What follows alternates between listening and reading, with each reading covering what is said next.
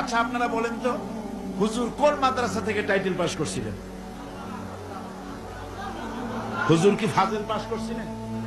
আলেম, দাখিল, matric pass করছে, এমএ বিএ কিছু পাস করেন না। হুজুর তো লেখাপড়াই জানতেন, হুজুর লিখতেও জানেন না, পড়তেও জানেন না, এমনকি নিজের নাম সই করতেও পারতেন না। তাই বলে হুজুর কি মূর্খ ছিলেন?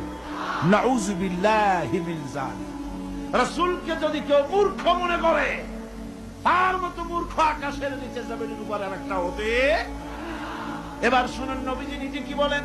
আল্লাহর নবী বলেন, ইন্নামা বুইসতু মুআল্লিমান। নবীজি বলেন, শুনে রাখো, আমি পৃথিবীতে প্রেরিত হয়েছি একমাত্র শিক্ষক হিসাবে। জোরে বলেন সুবহানাল্লাহ।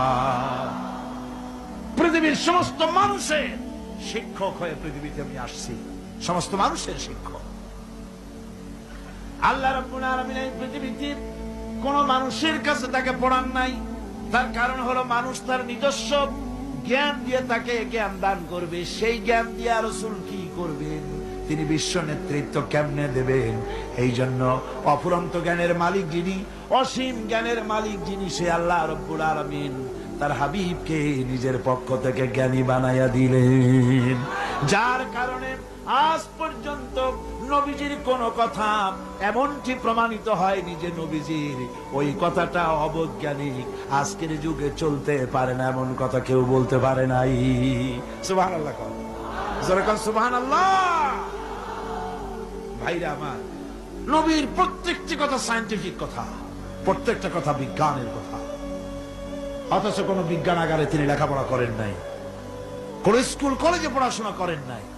নবী যা বলেছেন সব বলেছেন আল্লাহর জ্ঞান দিয়ে।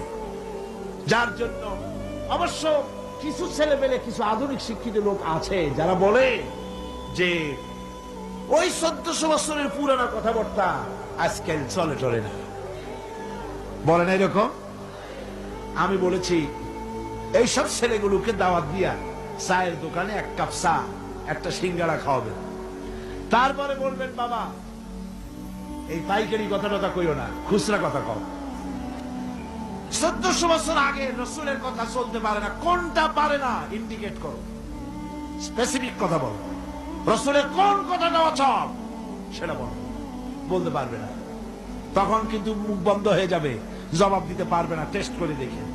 তাহলে বলে কেন? বলে কোন সে কথা? বিশ্বকবি, কবি সম্রাট আল্লামা ইকবাল রাহমাতুল্লাহ আলাইহি বলেছেন,